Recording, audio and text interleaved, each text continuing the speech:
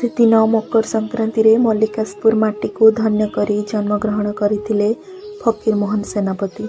पिला दिनरू पितामाता को हराई बड़ बापा और बड़ माँ द्वारा से बहु निर्यातित होते हेले ठाकुर माँ स्नेह श्रद्धार पढ़ी से पंचम श्रेणी जाए पाठ पढ़ी से ही पंचम श्रेणी जाए पढ़ी फकीर मोहन परवर्ती समय साजिले जड़े शिक्षक एवं से ही फकीर मोहन ही साजिले ओडिया साहित्यर जड़े सार्थक सेनापति।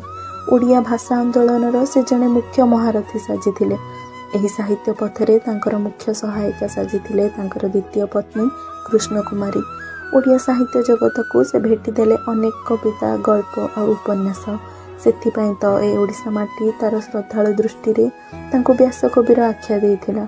आज हुए तो से आम गहणरे नाहांती सत हेले तांकर कालजयी सृष्टि द्वारा से प्रत्येक ओडिया निकटरे अमर होई रही अछंती।